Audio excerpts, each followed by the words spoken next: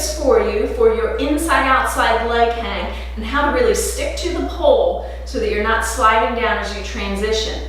So I have a few things I want to point out regarding your points of contact. I'm a big fan of no hands when you're in your invert. And what I mean by that is I want you to be using the squeeze with the legs and the opposing force with the inside arm. Not the hand, but the arm. So thinking of an armpit squeeze. And if you take that inside arm and you want a straight, strong arm, spread the fingers wide so as if you're gonna smack something. So you want this really strong arm that's squeezing towards the center line there.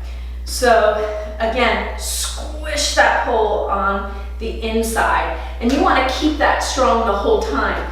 If you stay strong with that nice straight arm, and again, lots of force pushing towards the center, that's going to give you a good stick on that inside arm. What I tend to see is that people will bend that arm, maybe because they are wanting to grab, or even if they're gripping with that inside arm. The bend in that arm then loosens that squeeze with that inside armpit. So this is a much stronger force smacking towards that center line than just the bend in the arm there. So that's one point. The other point is that when you are in your inside leg hang and you're hanging on that inside leg, you're going to twist inside. So if I'm on my inside leg, I'm going to twist towards the inside, okay, so that you're going in opposite directions there. When I'm in an outside leg hang, I'm going to twist to the outside. So again, I have that opposite forces going on. So I'm going to show you that from the floor. So if I'm in an invert, my inside arm again is going to squish that center line. So if I'm here, that inside arm straight and strong, squish, okay? So I'm going to keep that force nice and tight there. When you're in your invert, okay, so again, you're going to try to keep that hand free, because when you have your hand, one thing when it's in the way here, you tend to can't get your legs to squeeze the pole. So you want that inside arm, at least the hand free, so that the arm can squish that center line. Okay, now if I'm going to transition into an inside leg hang, I'm keeping that inside squeeze nice and tight as I bring that knee down, kind of thinking knee to chest here. Keep that squeeze, so this should be squishing that center line all the time. You can even use, so if you have that inside arm squeezing the pole, that outside arm can grab that inside leg and pull that even tighter as you transition. So once you're in your inside leg hang, you're going to start to twist to the inside. So the inside leg is pulling towards the center in that direction, and I'm going to twist towards the inside so that I have that opposite direction. Letting the weight of the leg hang, and then you want to make sure that your hips are squaring up with the ceiling. Easier to do in an inside leg hang, harder to do in an outside leg hang. So when I take that transition to go to the outside leg hang, I'm going to squeeze really hard on that inside arm, straight and strong. Squeeze the inner thighs tight as I transition. Before I take that inside leg back, I want to really think about my squish with that inside arm, and I'm going to push that inside hip up towards the ceiling so that my hips start to square with the ceiling.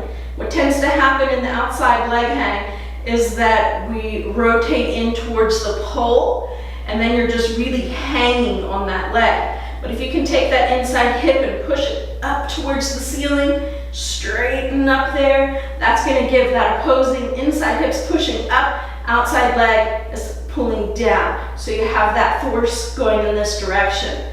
And of course you have that inside arm squeezing nice and tight there. So outside leg hang, I'm going to twist outside, okay? And that's going to help push that inside hip up. And I'm going to show you off the floor as well and talk you through it. So points That inside arm is going to squeeze straight and strong. I'm going to cross that center line with my arm, squeezing the pole in the center there. I'm going to keep that straight and strong the whole time. So I'm really squishing that point of contact. When I go into the inside leg hang, I'm going to push the hips up so that they're square with the ceiling. I'm going to twist on the inside.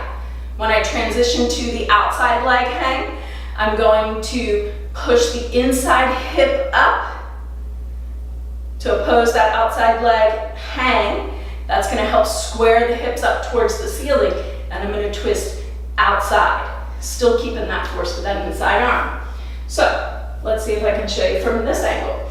So I'm going to take that invert up. I'm going to go to a basic invert here. I'm going to squeeze, squish that arm. So I'm taking a strong straight arm, pulling back. Inside leg's coming down, I'm squeezing the inner thighs. Again, I'm going to use that arm tight and strong. Outside arm could hold here if I needed that extra support. And then when I'm in that inside leg hang, I'm going to twist to the inside. So that lets my hips square up. Don't be a toe hooker, keep the toe pointed. Squish that inside arm, and again, you're twisting on the inside. Especially in the transition, that's going to help keep you nice and tight. Stack those knees, keep that inner thigh squeezed tight, keep that arm strong, keep that point of contact as you transition. As I go to switch to that outside leg hang, I'm going to push the inside hip up so that my hips don't turn into the pole. I want my hips to square up. So I'm going to square the hips up by pushing that inside hip up towards the ceiling, keep that inside squeeze, and again I'm going to twist to the outside. Okay? So that those points of contact remain strong all the way through.